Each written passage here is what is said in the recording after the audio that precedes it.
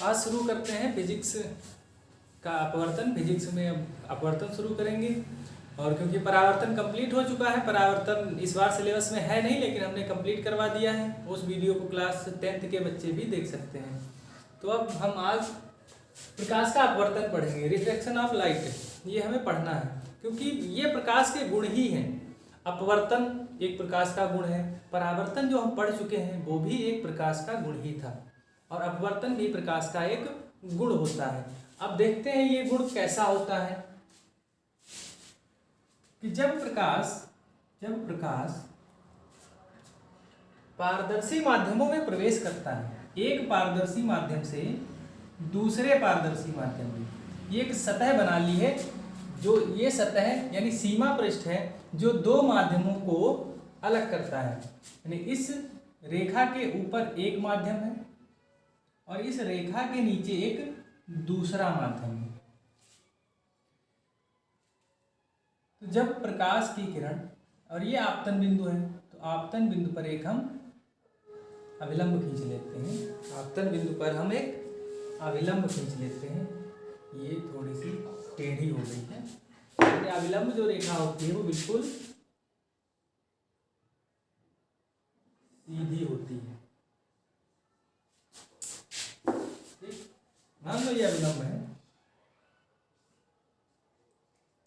ये एक अभिलंब खींच दिया है। अब यहाँ पर दो कंडीशन होती है कि ये जो आपतित किरण है अपवर्तन के बाद इस अभिलंब की ओर भी झुकती है और अभिलंब से दूर भी झुकती है, यानी दूर भी जाती है। अभिलंब की ओर झुकती है और अभिलंब से दूर हटती है। ये किरण कहलाती है आपतित किरण।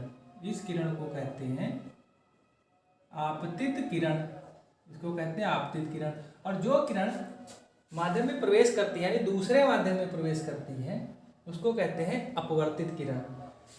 तो माध्यम यहाँ पर दो प्रकार के हो सकते हैं, एक तो सघन और दूसरा विरल। सघन और विरल।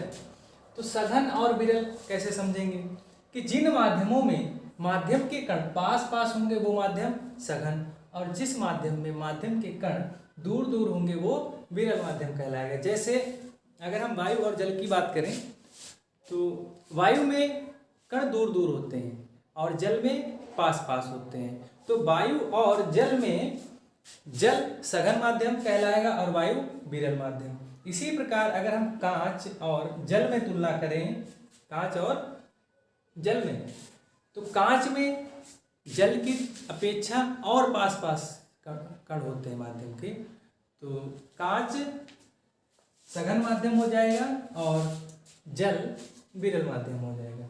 तो हम मान लेते हैं कि ऊपर है विरल माध्यम, ऊपर है विरल माध्यम और नीचे है सघन माध्यम। तो जब प्रकाश की किरण विरल से सघन में जाती है तो जाने पर ये अभिलंब की ओर झुक जाती है, जाने पर ये अभिलंब की ओर झुक जाती है। जब ये प्रकाश की किरण विरल से सघन में जाती है तो अभिलंब की ओर झुक जाती है। इसका मतलब है कि ये अपने मार्ग से विचलित हो गई है। इसको वैसे जाना चाहिए बिल्कुल सीधे, लेकिन ये सीधे ना जा करके अभिलंब की ओर झुक जाती है, यानी अपने मार्ग से विचलित हो जाती है। इसी घटना को प्रकाश का अपवर्तन कहते हैं कि जब प्रकाश की किरण एक पारदर्शी माध्यम से दूसरे पारदर्शी माध्यम में जाती है तो अपने मार्ग से विचलित हो जाती है। इसी घटना को प्रकाश का अपवर्तन कहते हैं। दूसरा केस, अब हम ऊपर सघन माध्यम लेते हैं और नीचे विरल, और ये एक सीधा अभिलंब खींच देते हैं।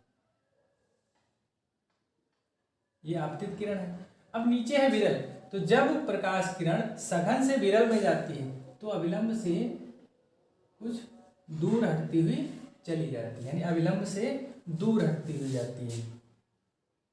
जब प्रकाश किरण विरल से सघन में आती है तो अभिलंब की ओर झुकती है और जब सघन से विरल में जाती है तो अभिलंब से दूर हटती है।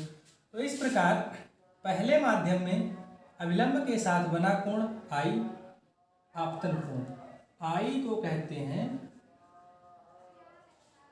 आपतन कोण, और जो दूसरे माध्यम में यानी ये किरण अपवर्तित किरण कहलाएगी, इसको कहते हैं, ये अपवर्तित किरण कहलाती है। और अपवर्तित किरण जो अभिलंब के साथ में कोण बनाती है, इस कोण को कहते हैं अपवर्तन कोण, अपवर्तन कोण। क्लियर? अब इसके दो नियम हैं, अपवर्तन के दो नियम हैं। पहला नियम कि आपतित किरण अपवर्तित किरण और आपतन बिंदु पर अभिलंब, ये रेखा अभिलंब कहलाती है, इस रेखा को अभिलंब कहते हैं। तीनों एक ही तल में होते हैं, आपतित किरण, अपवर्तित किरण तथा आपतन बिंदु पर अभिलंब, तीनों एक ही तल में होते हैं। ये पहला नियम है। दूसरा नियम ये है आपतन कोण की ज्या, हिंदी में लिखा होगा ज्या और इंग्लिश में साइन, और इस साइन को SIN, केवल SIN ही लिखते हैं। तो आपतन कोण की ज्या तथा अपवर्तन कोण की ज्या, यानी आपतन कोण I है, I का साइन बटे अपवर्तन कोण R का साइन, इनका अनुपात एक नियतांक होता है, इनका अनुपात एक नियतांक होता है। ये दूसरा नियम है कि आपतन कोण की ज्या और अपवर्तन कोण की ज्या का अनुपात एक नियतांक होता है। और इस नियम को स्नेल का नियम भी कहते हैं, स्नेल का नियम कहते हैं।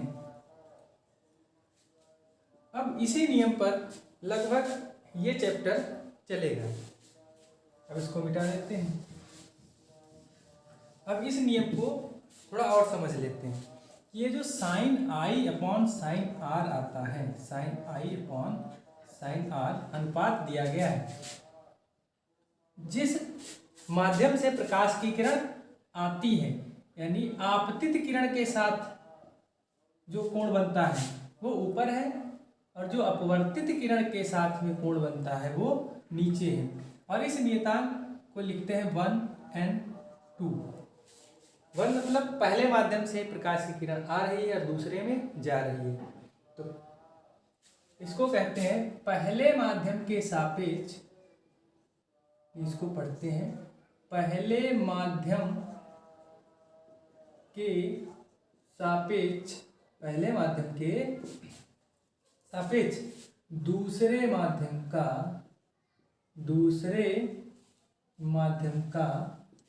अपवर्तनांक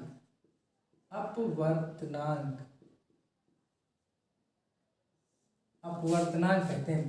पहले माध्यम के सापेक्ष दूसरे माध्यम का अपवर्तनांक इसे पढ़ा जाता है, क्योंकि अपवर्तनांक का इस चैप्टर में बहुत ज़्यादा यूज है, और ये यहीं से इसकी शुरुआत हो जाती है। अपवर्तनांक की शुरुआत स्नेल के नियम से ही हो जाती है। तो यहाँ पर आगे ये ध्यान रखना होगा कि I ऊपर कौन सा कोण लिया जाएगा और नीचे R कौन सा कोण होगा, यानी जिस माध्यम से प्रकाश की किरण आ रही है वो कोण ऊपर, और जिस माध्यम में जा रही है वो कोण नीचे होता है। और इसको कहते हैं पहले माध्यम के सापेक्ष दूसरे माध्यम का अपवर्तनांक। तो अपवर्तनांक दो प्रकार के होते हैं, एक होता है निरपेक्ष अपवर्तनांक, निरपेक्ष अपवर्तनांक,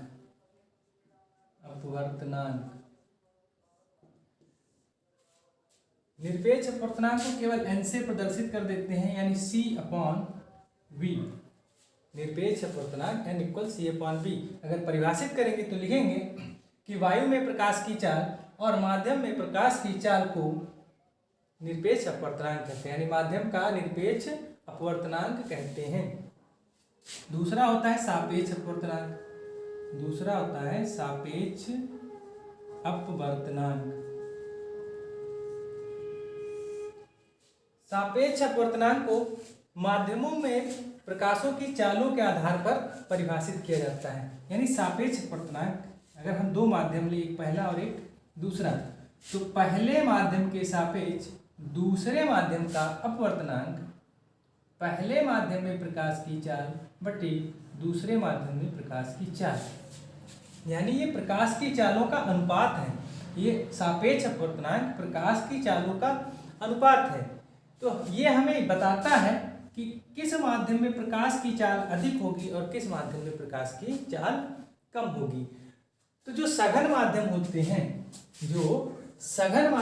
हैं, इनमें प्रकाश की चाल कम होती है विरल माध्यम की तुलना में। सघन और विरल माध्यम है तो सघन माध्यम में प्रकाश की चाल कम होगी और विरल माध्यम में अधिक होगी।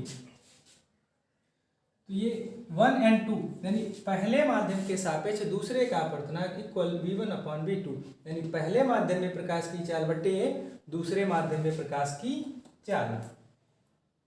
तो अपवर्तनांक ये भी बताता है कि कोई भी माध्यम प्रकाश किरणों को कितना मोड़ सकता है। यानी यहाँ पर जो सघन माध्यम है उसका अपवर्तनांक अधिक होगा, तो सघन माध्यम में प्रकाश की किरण अभिलंब की ओर झुकेगी और अधिक झुकेगी, विरल माध्यम में अभिलंब से दूर हटेगी। तो इतनी बात क्लियर हो गई कि अपवर्तनांक की। अब इसके बाद आता है अपवर्तनांकों के बीच संबंध। अपवर्तनांकों के बीच संबंध, एक पॉइंट और याद रखिए कि जब प्रकाश की किरण एक माध्यम से दूसरे माध्यम में जाती है तो क्या नहीं बदलता है, इसकी आवृत्ति नहीं बदलती है। आवृत्ति नहीं बदलती है, नहीं बदलती है। क्यों नहीं बदलती है? क्योंकि आवृत्ति स्रोत का गुण होता है, जिस स्रोत से प्रकाश आ रहा है ये उसका गुण है, इसलिए ये नहीं बदलती है। और वेग भी बदल जाता है, तरंग दैर्घ्य भी बदल जाती है। अगर एक माध्यम में चाल v1 है तो दूसरे में v2, एक में तरंग दैर्घ्य λ1 तो दूसरे में λ2 हो जाती है। ठीक, प्रकाश की चाल बदल जाती है। तो अपवर्तन का जो मुख्य कारण है वो है कि भिन्न भिन्न माध्यमों में प्रकाश की चाल का भिन्न भिन्न होना। अपवर्तन का मुख्य कारण अलग अलग माध्यमों में प्रकाश की चाल का अलग अलग होना। यानी अगर माध्यम अलग अलग हैं तो प्रकाश की चाल समान नहीं रहेगी, यही अपवर्तन का मुख्य कारण है। तो ये निरपेक्ष अपवर्तनांक और ये सापेक्ष अपवर्तनांक हो गया। अब हम बात कर लेते हैं अपवर्तनांकों के बीच संबंध की, कि अपवर्तनांकों के बीच में संबंध क्या होता है।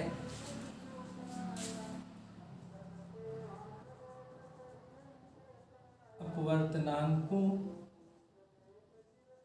के बीच संबंध, चलिए ये सीमा पृष्ठ है, इस पर एक प्रकाश की किरण आपतित हो रही है, ऊपर पहला माध्यम और नीचे का दूसरा माध्यम। और नीचे का मान लिया है कि सघन माध्यम है, नीचे का सघन है, ऊपर का हमने विरल मान लिया है। जो पहला माध्यम है उसको विरल मान लिया है। तो जब प्रकाश किरण विरल से सघन में जाएगी तो अभिलंब की ओर झुकेगी, और ये बन गया आपतन कोण और ये अपवर्तन कोण। ठीक, और हम इधर एक इसके लंबवत कोई परावर्तक पृष्ठ रख देते हैं। हमने एक परावर्तक पृष्ठ रख दिया है कि प्रकाश किरण इधर से आ रही है और इस पृष्ठ पर आपतित हो रही है। इस पर आपतन के बाद ये प्रकाश की किरण इसी मार्ग पर वापस लौट जाती है।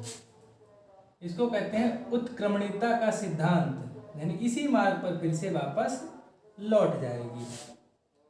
तो अब हम लगा लेते हैं पहले इस दिशा के लिए स्नेल का नियम। स्नेल के नियम से, स्नेल के नियम से पहले माध्यम के सापेक्ष दूसरे माध्यम का अपवर्तनांक। तो पहले माध्यम में बना कोण, यानी जिधर से प्रकाश किरण आ रही है, पहले तो इधर से आ रही है तो ये आई ऊपर रहेगा, यानी साइन आई अपॉन, और ये आर नीचे रहेगा, साइन आर। फिर से स्नेल का नियम लगा देते हैं अब इस दिशा के लिए। अब हमारे लिए आपतित किरण ये वाली हो जाएगी, क्योंकि जब इधर से लेंगे तो ये वाली आपतित होगी। तो अब पहले इधर से जा रही है तो साइन आर ऊपर रहेगा, यानी यहाँ पर हो जाएगा 2 के सापेक्ष पहले का अपवर्तनांक। अब ये माध्यम पहले है, प्रकाश किरण पहले, अब इधर से मान रहे हैं तो ये दूसरा पहले है, दूसरे के सापेक्ष पहले का, तो 2n1 और r पहले पड़ रहा है तो sine r upon sine i, इन दोनों की मल्टीप्लाई कर लेते हैं। 1n2 into 2n1, 1n2 into 2n1 equal, इधर है sine i upon sine r into sine r divide by sine i। तो साइन i से sine i cancel, sine r से साइन r कैंसिल, तो ये 1n2 इंटू 2n1 इक्वल 1 आ गया। या हम लिख सकते हैं 1n2 इक्वल 1 अपॉन 2n1। ये बहुत ही महत्वपूर्ण फार्मूला है। 1n2 इक्वल 1 अपॉन 2n1, यानी यहाँ पर ये है पहले के सापेक्ष दूसरे का अपवर्तनांक, और ये जो है ये है दूसरे के सापेक्ष पहले का, पहले के सापेक्ष दूसरे का, दूसरे के सापेक्ष पहले का। और यदि हमारे पास मान लिया कि जो पहला माध्यम है वो है वायु, और जो दूसरा माध्यम है उसको वाटर यानी जल, ठीक। तो 1n2 लिखा है, तो 1 की जगह a और 2 की जगह w, यानी ANW इक्वल 1 अपॉन 2n1, 2 है WNA, WNA ये लिख सकते हैं। इस प्रकार से हम लिख सकते हैं। जैसे अगर हमने लिख दिया कि WNG, तो हम इसको लिख सकते हैं 1 अपॉन GNW। जल के सापेक्ष कांच का अपवर्तनांक बराबर 1/, कांच के सापेक्ष जल का अपवर्तनांक। तो इसका उल्टा हो जाता है, रिवर्स हो जाता है। तो अब इस पर आधारित क्वेश्चन कैसे हो, इस पर आधारित एक न्यूमेरिकल कर लेते हैं। जैसे अगर दिया गया है कि जल के वायु के सापेक्ष जल का अपवर्तनांक 4/3 है, क्वेश्चन में वायु के सापेक्ष जल का अपवर्तनांक 4/3 है, तो जल के सापेक्ष वायु का अपवर्तनांक ज्ञात कीजिए। वायु के सापेक्ष जल का अपवर्तनांक ज्ञात कीजिए।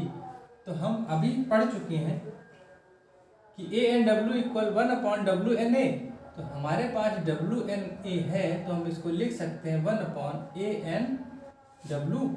तो WNA इक्वल 1 अपॉन ANW की वैल्यू 4/3, 4/3, ये 3 ऊपर जाएगा तो 3/4। तो ये हमें मिल गया कि जल के सापेक्ष वायु का अपवर्तनांक 3/4। तो इस प्रकार से ये अपवर्तनांकों के बीच संबंध था।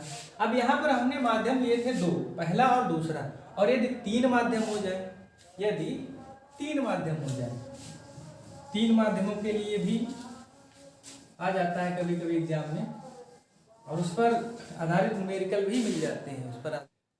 तो अब हम 3 माध्यमों के लिए प्रूफ करेंगे। जैसे मान लिया कि ये ऊपर है वायु, तो इसके बाद इस भाग में है जल, फिर इस भाग में एक कांच मान लिया, और इसके बाद ये फिर इधर वायु। तो कोई प्रकाश की किरण वायु से आ रही है और ये जल है, तो जल वायु के सापेक्ष सघन माध्यम होगा। तो सघन माध्यम में तो प्रकाश की किरण अभिलंब की ओर झुकेगी, यानी ये वाली प्रकाश की किरण इस तरह से झुकती हुई निकल जाएगी। अब ये जल है, ये जल है, तो जल के सापेक्ष कांच सघन है, तो यहाँ पर भी ये अभिलंब की ओर और झुकती हुई निकल जाएगी। फिर यहाँ एक अभिलंब खींचेंगे, वायु है, कांच सघन है, वायु विरल है, तो अभिलंब से दूर हटती हुई चली जाएगी इस प्रकार से। तो ये आ रही है तो ये आपतन कोण हो जाएगा I ये अपवर्तन कोण हो जाएगा आर, ये आर है। अब यहाँ पर देखो ये रेखा यानी ये वाला अभिलंब और ये अभिलंब दोनों समांतर हैं, कुछ इस प्रकार से हैं, ये कैसे है, और ये वाली रेखा इनको ऐसे काट रही है, ये वाली रेखा ऐसे काट रही है, ये आर है, तो ये कितना हो जाएगा, ये वाला, तो ये भी तो आर हो जाएगा, एकांतर कोण। तो जब ये आर है तो ये भी आर हो जाएगा।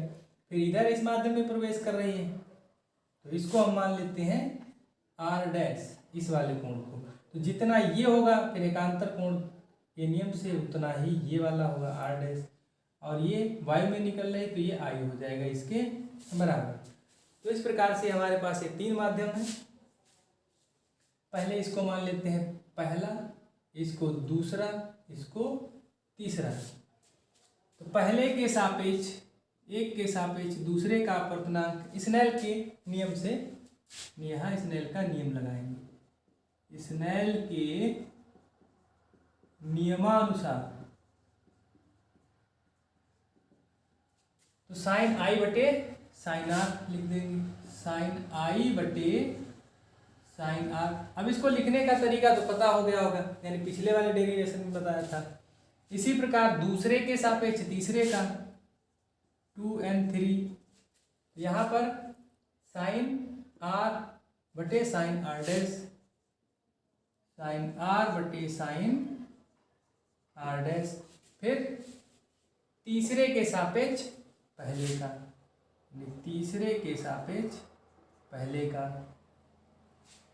तो sine are dash upon sine i, sine are dash upon sine I.